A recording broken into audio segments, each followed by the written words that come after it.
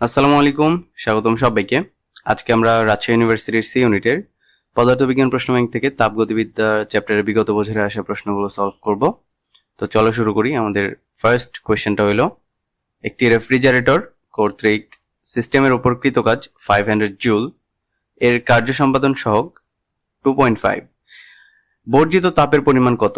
তো আমাদের এখানে চাইছে হচ্ছে বর্জিত তাপের পরিমাণ, যেটা হচ্ছে Q1। আমাদের এখানে দেয়া আছে কার্য সম্পাদন সহগ, যেটাকে আমরা সিওপি অথবা কে দিয়ে প্রকাশ করে থাকি, আর আমাদের কৃত কাজ ডব্লিউ দেয়া আছে। আমরা জানি রেফ্রিজারেটরের যে কার্য সম্পাদন সহগ কে, এইটা ইকুয়াল হচ্ছে Q2 ডিভাইডেড বাই ডব্লিউ। বুঝছো? মানে তোমার উপরে হচ্ছে তোমার গৃহীত তাপ, নিচে হচ্ছে বর্জিত তাপ। এখন কে এর ভ্যালু কত? 2.5। ডব্লিউটা এই পাশে গুণ করে দাও, যেটা হচ্ছে 500 ইকুয়াল হচ্ছে Q2। এখন এটা কত হবে? আমাদের Q2 ইকুয়াল আসতেছে হচ্ছে, তুমি 0 দিয়ে একটা এই কেটে দাও, 5 25 হচ্ছে 125, 1250 জুল। ওকে, এখন আমাদের তো এটা বের হয়েছে হচ্ছে তোমার গৃহীত তাপ, আমাদের চাইছে হচ্ছে বর্জিত তাপ। সো ডব্লিউ ইকুয়াল হচ্ছে তোমার Q1 মাইনাস Q2।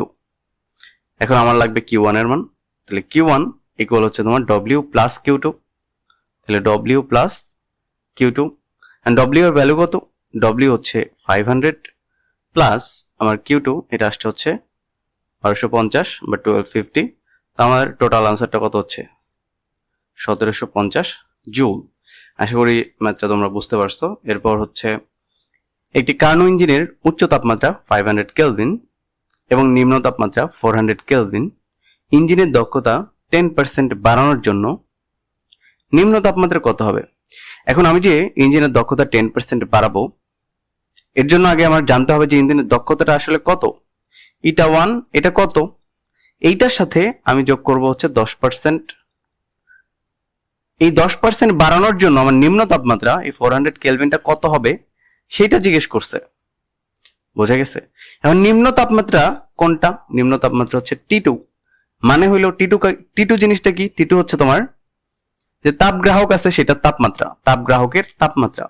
আর এটা হইলো T1, তাপ উৎসের তাপমাত্রা। এখন এটা ইকুয়াল আমরা জানি 1 minus T2 by T1 into 100%। তাহলে 1 মাইনাস T2 কত দেয়া আছে? T2 400 ডিভাইডেড বাই 500 ইন্টু হচ্ছে আমাদের, আচ্ছা এখানে 1টা কেটে গেছে, ইন্টু হচ্ছে আমাদের 100। তো এইখানে কত আসতেছে? এই জায়গাটা কত আসবে আমাদের? নিচে 500 থাকবে, উপরে 500 মাইনাস 400, 100 ইন্টু 100%। তো আমি যদি এটা কাটি, এখানে আমার 5 থাকে, আর উপরে এইটাকে কাটলে হবে 20। টোটাল হচ্ছে আমার 20%। ওকে, সো এইটা কোনটা? এই যে এটা হচ্ছে তোমার ইঞ্জিনের কর্মদক্ষতা, এইটা আর এই তাপমাত্রায়, মানে এই দুই তাপমাত্রায়। ঠিক আছে, এখন আমি যদি 10% বাড়াই, কর্মদক্ষতা যদি 10% বাড়াই, তাহলে আমার কত হচ্ছে? 30%। 30% হচ্ছে, তাহলে আমার চাইছে কি নিম্ন তাপমাত্রা কত হবে? তার মানে উচ্চ তাপমাত্রা কনস্ট্যান্ট। তাহলে 1 মাইনাস নিম্ন তাপমাত্রা, এটা হচ্ছে T2 divided by T1 500 into 100%। So এটা দিয়ে এটাকে কাটো, এখানে তুমি পাবা 0.3।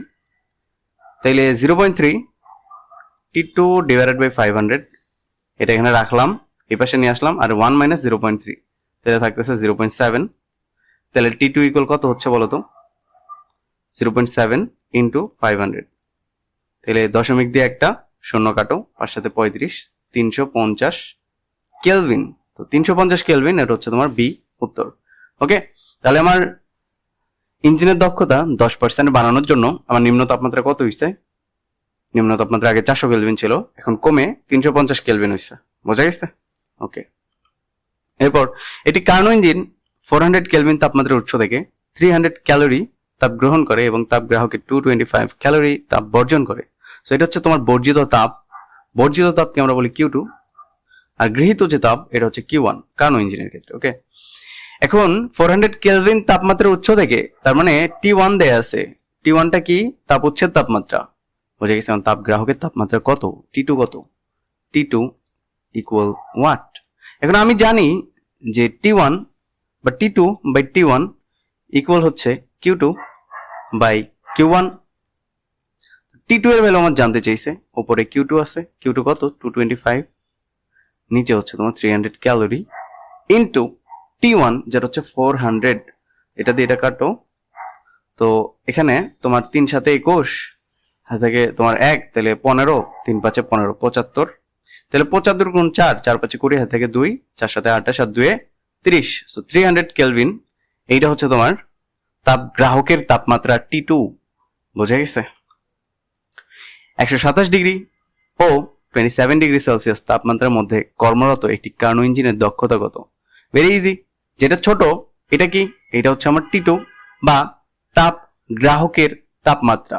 তাহলে 27 প্লাস 273 কত হয়? 300 কেলভিন। আর এখানে তোমার তাপ উৎসের যে তাপমাত্রা সেটা হচ্ছে T1 ইকুয়াল হচ্ছে 127 যোগ 273, এটা কত হয়? এটা হয় হচ্ছে তোমার 400 কেলভিন। ওকে, এখন কার্নো ইঞ্জিনের দক্ষতা কত?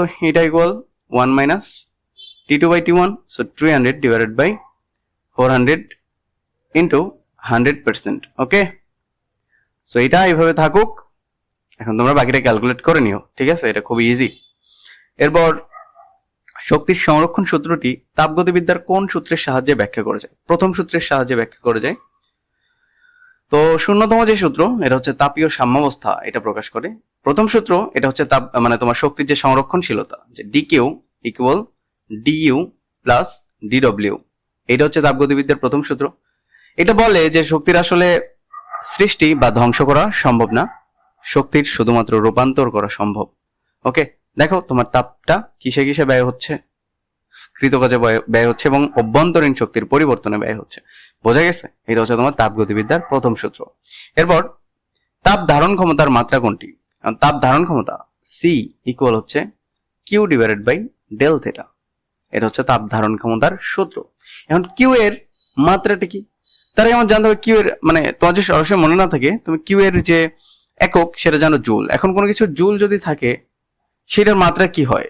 জুল যেমন ধরো কাজের একক, ডব্লিউ ইকুয়াল এফ এস, এভাবে চিন্তা করো। সো এফ এর একক কি? নিউটন, সরি নিউটন না, তোমার এফ এর যে মাত্রা সেটা হচ্ছে M L T inverse 2 into S হচ্ছে এল, তাইলে তোমার টোটাল থাকতেছে M L square T inverse 2। তাহলে যেটারই মাত্রা মানে যেটার এককই জুল সেটার মাত্রা হচ্ছে M L square T inverse 2। তাহলে উপরে যাচ্ছে হচ্ছে M L square T inverse 2, নিচে থাকতেছে থেটা ইনভার্স, মানে থেটা থাকতেছে আর কি, মানে তোমার এটা মাত্রাকে তোমরা থেটা দিয়ে চিন্তা করতে পারো যেহেতু এখানে থেটা আছে। তাহলে তোমার এটার এককটি কি হয়? M L square T inverse 2 theta inverse 1। বুঝে গেছে? তাহলে M L square T inverse 2 theta inverse 1, এ হচ্ছে আমাদের আনসার। এরপরে একটি রেফ্রিজারেটর এর কর্ম সম্পাদন সহগ 2 মানে কে দেয়া আছে, শীতল তাপাদার হতে প্রতি চক্রে 300 জুল তাপ গ্রহণ করলে সম্পাদিত কাজের পরিমাণ কত? তো তোমার ডব্লিউ জিজ্ঞেস করছে। এখন গৃহীত তাপ কোনটা? Q2, এইটা দেয়া আছে। এখন ডব্লিউ সমান কি একটু আগে দেখে আসছি, কে ইকুয়াল হচ্ছে W Q2 divided by W. তাহলে Q2 যদি 300 হয়, 300 আর তোমার কে, আচ্ছা এক কাজ করি, আমরা ডব্লিউটাকে এই পাশে নিয়ে যাবো, কেটাকে এই পাশে আনবো, সো কেটা নিচে ভাগ হয়ে যাবে, এখানে থাকবে 2 ইকুয়াল আমি পাবো হচ্ছে ডব্লিউ, সো 150। ওকে, সো আমার আনসারটা হচ্ছে 150 জুল। ওকে, এরপর প্রকৃতিতে তাপমাত্রা নামক তাপগতীয় চলরাশির পরিচয় পাওয়া যায় কোন সূত্র থেকে? হচ্ছে তাপগতিবিদ্যার শূন্যতম সূত্র থেকে। এই শূন্যতম সূত্র থেকে আর কি পাওয়া যায়? তাপীয় যে সাম্যাবস্থা এটার ধারণা লাভ করা যায়। ওকে, এরপর তাপগতিবিদ্যার কোন সূত্রকে ভিত্তি করে থার্মোমিটার তৈরি করা হয়? এটা হচ্ছে তোমার, এটাও শূন্যতম সূত্র। শূন্যতম সূত্র জিনিসটা কি, যে দুইটা বস্তু যদি সংস্পর্শে থাকে তাহলে এদের মধ্যে তাপীয় সাম্যাবস্থা বিরাজমান থাকে, বা এই দুইটার সাথে যদি আরেকটা থাকে সেটাও এই দুইটার সাথে তাপীয় সাম্যাবস্থায় থাকে। এখন থার্মোমিটার তো আমাদের শরীরের সাথে মানে থার্মোমিটার কাজটা কি? আমাদের শরীরের যে তাপমাত্রা সেটা পরিমাপ করা, তাই না? এটা কিভাবে সে পরিমাপ করে? আমাদের বডির সাথে সেটা সংস্পর্শে এসে পারদের প্রসারণের মাধ্যমে আমাদের যে টেম্পারেচার সেটা প্রকাশ করে, তাই না? এর জন্য তো আমাদের শরীরের সংস্পর্শে আসতে হয়, আমাদের শরীরের সাথে তাপীয় সাম্যাবস্থায় চলে যায়। তো এটা হচ্ছে তোমার তাপগতিবিদ্যার শূন্যতম সূত্রের উপর ভিত্তি করেই থার্মোমিটারটা তৈরি করা হয়েছে। এরপর শক্তির নিত্যতা সূত্রটি তাপগতিবিদ্যার কোন সূত্রের সাহায্যে ব্যাখ্যা করা যায়? অবশ্যই প্রথম সূত্র, আমরা একটু আগে এটার ব্যাখ্যা দেখে আসছি। এরপর একটি রেফ্রিজারেটরের কর্মসম্পাদন সহগ 2, এটা আবারও কে ইকুয়াল হচ্ছে 2। শীতল তাপাধারতে 250 জুল তাপ গ্রহণ করে, সো আমার গৃহীত তাপ Q2 এটা দেয়া আছে হচ্ছে তোমার 250। প্রতি চক্রে কি পরিমাণ তাপ উষ্ণ তাপাধারে বর্জন করবে? সো এটা তোমাদের হাতে ছেড়ে দিলাম, এই টাইপের ম্যাথ আমরা করছি। ওকে, এরপর হচ্ছে আমাদের কোন তাপমাত্রায় কেলভিন ও ফারেনহাইট স্কেল একই পাওয়া যায়?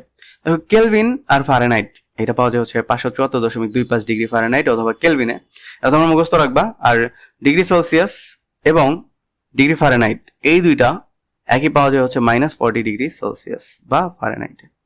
ওকে, তো কেলভিন আর ফারেনহাইটে হচ্ছে 574.25, আর হচ্ছে তোমার সেলসিয়াস আর ফারেনহাইট হচ্ছে -40 ডিগ্রি সেলসিয়াস বা ফারেনহাইট। আর কেলভিন আর সেলসিয়াস কখনো কেলভিন আর সেলসিয়াস কখনো হচ্ছে তোমার একই পার্ট পাওয়া পসিবল না, কারণ একটা হচ্ছে তোমার সি ইকুয়াল আমরা জানি, C+273 ইকুয়াল আমি জানি হচ্ছে কেলভিন, তাই না? সো তুমি এটা যতই বাড়াবা কেলভিনটা তত বাড়তে থাকবে, কেলভিন যত বাড়াবা সেলসিয়াস তত বাড়তে থাকবে, এটা আসলে কোনোভাবেই একই পাওয়া সম্ভব না। এরপর হচ্ছে কার্নো ইঞ্জিন 700 কেলভিন তাপমাত্রায় তাপ গ্রহণ করে, তো এটা হচ্ছে তোমার যে উৎসের তাপমাত্রা সেটা T1, আর এটা হচ্ছে তোমার T2, মানে 350 কেলভিন তাপমাত্রায় তাপ বর্জন করে, মানে হচ্ছে তোমার তাপ গ্রাহক সেটা তাপমাত্রা।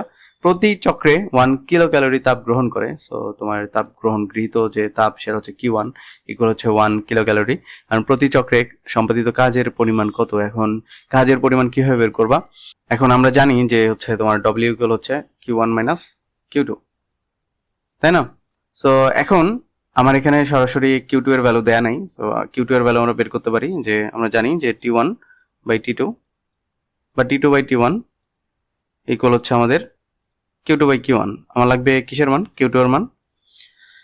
তো Q2 এর মান বের করবা, Q2 ইকুয়াল হচ্ছে তোমার T2 by T1, so T2 এর ভ্যালু হচ্ছে 350 ডিভাইডেড বাই হচ্ছে তোমার 700 ইনটু Q1 এর ভ্যালু হচ্ছে তোমার 1 কিলো ক্যালোরি। ওকে, সো 1 কিলো ক্যালোরি, সো তোমার এখানে ভ্যালুটা আসবে হচ্ছে এখানে হাফ কিলো ক্যালোরি। ওকে, তো এখানে তোমার যে Q1 এটার ভ্যালু হচ্ছে তোমার 1 মাইনাস Q2 এর ভ্যালু আমরা পাইছি হাফ, তাহলে আমার এখানে ভ্যালু আসতেছে টোটাল হাফ কিলো ক্যালোরি। এখন কিলো ক্যালোরি থেকে জুলে কেমনে যাবা? আমরা জানি 1 ক্যালোরি ইকুয়াল হচ্ছে তোমার 4.2 জুল, তাই যদি হয় তাহলে হাফ ক্যালোরি সমান হাফ ইন্টু 4.2 জুল, তাই না? সো হাফ ইন্টু 4.2 মানে কি 2.1 জুল, বুঝে গেছে? 2 দিয়ে কাটাকাটি করছি, তাহলে হচ্ছে এটা 2.1 জুল। ওকে, এরপর কার্নো ইঞ্জিনের দক্ষতা শতভাগ পেতে হলে গ্রাহকের উষ্ণতা কত হবে? গ্রাহকের উষ্ণতা, আচ্ছা দেখো, কার্নো ইঞ্জিনের দক্ষতা মানে এইটা আমার 100% পাইতে হবে। সো আমি জানি এটা সূত্র হচ্ছে 1 minus T2 by T1 into 100%। এখন তাপ গ্রাহকের যে তাপমাত্রা বা উষ্ণতা সেটা হচ্ছে T2, আর T2 কত হইলে তোমার টোটাল ভ্যালুটা আমার এটা হবে, মানে 100% হবে। সো 1 মাইনাস T2 এর ভ্যালু যদি আমি 0 বসাই, 0 ডিভাইডেড বাই সামথিং ইন্টু 100%, তাহলে এটা কত হইলো বলো তো? 1 মাইনাস 0, তাহলে 1 ইন্টু 100%, তাহলে আমার টোটাল 100% আসতেছে, তাই না? তো আমার যদি 0 কেলভিন হয় তখনই আমার কার্নো ইঞ্জিনের যে দক্ষতা এটা শতভাগ হবে। এরপর হচ্ছে তাপগতিবিদ্যার প্রথম সূত্র নিচের কোন দুটির মধ্যে সম্পর্ক স্থাপন করে? এটা হবে হচ্ছে তোমার তাপ এবং কাজ এটার মধ্যে সম্পর্ক স্থাপন করে। আমরা জানি DQ ইকুয়াল হচ্ছে DU প্লাস DW, তাই না? এটা হচ্ছে তোমার তাপগতিবিদ্যার প্রথম সূত্র, বা তুমি এভাবে চিন্তা করতে পারো যে W ইকুয়াল হচ্ছে তোমার JQ বা JH, এটা কি কাজ এবং যে তাপ এটার মধ্যে সম্পর্ক স্থাপন করছে, তাই না? ওকে, এরপর গতিবিদ্যার প্রথম সূত্র নিচের কোন দুটির মধ্যে, আচ্ছা এটা তাপ গতিবিদ্যা হবে, সো এটাও হচ্ছে তোমার তাপ ও কাজ। ওকে, এরপর হচ্ছে গ্যাসের অভ্যন্তরীণ শক্তি নির্ভর করে কোন রাশির উপর? তাপমাত্রার উপর, কারণ আমরা জানি যে আদর্শ গ্যাসের মধ্যে তোমার টোটাল এনার্জিটা হচ্ছে গতিশক্তি, তাই না? আদর্শ গ্যাসের মধ্যে কোনো স্থিতি শক্তি নাই, তাহলে টোটাল যে এনার্জি ইউ এটা ইকুয়াল হচ্ছে আমার গতিশক্তি। কারণ গতিশক্তির সূত্র কি? F ডিভাইডেড বাই 2 nRT, তাই না? F divided by 2 nRT, so F divided by 2 nRT equal আমি লিখতে পারি ইউ এখন এফটা হচ্ছে স্বাধীনতার মাত্রা, যেটা একটা কনস্ট্যান্ট ভ্যালু, একটা নির্দিষ্ট গ্যাসের জন্য এটা একটা কনস্ট্যান্ট। সো এন মোল সংখ্যা, এটাও একটা কনস্ট্যান্ট। আর আর হচ্ছে আইডিয়াল গ্যাস কনস্ট্যান্ট, এটা নিজে একটা কনস্ট্যান্ট। সো এগুলো যদি আমি বাদ দিই তাহলে ইউএস প্রপোর্শনাল টি আমি এটা বলতে পারি।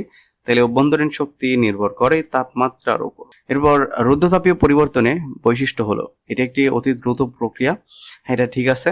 এই পরিবর্তনে তাপমাত্রা স্থির থাকে না, এটা ভুল। রুদ্ধতাপীয় প্রক্রিয়ায় তাপমাত্রা নট কনস্ট্যান্ট। এখানে কি কনস্ট্যান্ট? তাপটা কনস্ট্যান্ট। তাপের পরিবর্তন 0 আর তাপ হচ্ছে তোমার কনস্ট্যান্ট। ওকে, এখন যেহেতু 2 নম্বরটা হবে না, তার মানে 1 আর 3 উত্তর। সো 1 আর 3, তাও আমরা চেক করে দেখি। এই পরিবর্তনে পাত্রটি তাপ কুপরিবাহী হওয়া দরকার। অবশ্যই তাপ কুপরিবাহী হবে, না হলে তো তোমার তাপটা আসলে স্থানান্তর হবে। তো সেক্ষেত্রে এটা রুদ্ধতাপীয় প্রক্রিয়া হবে না। ওকে, এরপর কোন তাপমাত্রায় সেলসিয়াস ও কেলভিন স্কেলে একই মান পাওয়া যায়? কোনোটি না, কারণ সেলসিয়াস এবং কেলভিন কখনো এক হইতে পারবে না। এরপর হচ্ছে তোমার 10 মোল, আচ্ছা দাঁড়াও, এরপর হচ্ছে 10 মোল গ্যাসের রুদ্ধতাপীয় প্রসারণের সময় 100 জুল কাজ সম্পাদিত হয়। এখন উক্ত ব্যবস্থায় অন্তস্থ শক্তির পরিবর্তন কত? এখন তোমার অন্তস্থ শক্তির পরিবর্তন চাইছে। তো 10 জুল কাজ সম্পাদিত হয়। সো ডব্লিউ এর ভ্যালু দেওয়া আছে 100 জুল। এরপর হচ্ছে তোমার রুদ্ধতাপীয় প্রসারণ, তার মানে ডিকিউ ইকুয়াল হচ্ছে 0। এখন তাপগতিবিদ্যার প্রথম সূত্র আমি জানি ডিকিউ ইকুয়াল হচ্ছে তোমার ডিইউ প্লাস ডিডব্লিউ, রাইট? তো তোমার ডিকিউ যদি 0 হয়, এটা যদি 0 হয়, তাহলে তোমার আমার চাইছি কি অন্তস্থ শক্তির পরিবর্তন, আমি লিখতে পারি DU equal minus DW. So DU equal হচ্ছে তোমার -100। ওকে, এটা উত্তর। এরপর হচ্ছে তোমার 5 গ্রাম ভরের একটি সীসার বুলেট কোনো দেয়ালে বাধাপ্রাপ্ত হলে তার তাপমাত্রা 160 কেলভিন পরিমাণ বৃদ্ধি পায়। আমরা এটা হচ্ছে তোমার ডেল থেটা এটা দেয়া আছে তোমার হচ্ছে 160 কেলভিন। অন্য কোনোভাবে তাপ নষ্ট না হলে বুলেটের বেগ কত ছিল? এখন আমরা জানি যে কিউ ইকুয়াল হচ্ছে এম এস ডেল থেটা। আবার কিউ ইকুয়াল আমরা জানি হাফ এম বি স্কোয়ার, কারণ আমরা জানি শক্তির ধ্বংস করা পসিবল না, শক্তিকে রূপান্তর করা পসিবল। আমরা চাইলে তাপ শক্তিকে গতি শক্তিতে পরিণত করতে পারি। তাহলে আমি লিখতে পারি M S del theta equal হচ্ছে half M B square. So M V square, M কাটা, এখানে তোমার থাকতেছে এস ডেল থেটা। এস এর ভ্যালু হচ্ছে তোমার দেয়া আছে 125 ইন্টু ডেল থেটা হচ্ছে 160, আর এই দুটাই পাশে গুণ হয়ে যাবে, আর এটা রুট করতে হবে। ওকে, ইকুয়াল হচ্ছে তোমার ভি। তাহলে তোমার আমি যদি এখানে করি 125 কে আমি যদি রুট করতে চাই, 125 দুগুণ কত হয়? দেখো 125 এর সাথে 2 গুণ করে দিই, তাহলে হয় 250 ইন্টু হচ্ছে 160 ইকুয়াল হচ্ছে তোমার ভি। তো 250 কে রুট করলে হয় 50, কারণ 5 5 25, আর 160 কে সরি ভুল হয়েছে। আচ্ছা, এক কাজ করি, আমরা এটারে 25 গুণ, আমি এটাকে 25 গুণ 116 গুণ 10 গুণ 10 লিখতে পারি, তাই না? কারণ এই 250 থেকে 10 আলাদা করছি, 160 থেকে 10 আলাদা করছি। তাহলে এখানে দেখো 25 থেকে আমি যদি রুট করি, 25 কে যদি রুট করি তাহলে আমি পাই 5, 16 কে যদি রুট করি তাহলে পাই 4, আর 10 ইন্টু 10 এটা যদি রুট করি তাহলে পাবো আমি 10। তাহলে এটা হচ্ছে আমার ভি, ঠিক আছে? এটা হচ্ছে আমার বেগ, 4 5 20 ইন্টু 10, এটা হচ্ছে 200 মিটার পার সেকেন্ড, এটা হচ্ছে আমার বেগ। ওকে, সো 200 মিটার পার সেকেন্ড। তো আমরা মোটামুটি 12-13 সাল পর্যন্ত সলভ করছি। ওকে, 25-26 থেকে শুরু করা হয়েছিল। তো আজকে এ পর্যন্তই। যদি কোনো প্রবলেম পাও আমাদেরকে কমেন্টে জানাইতে পারো। আসসালামু আলাইকুম সবাইকে।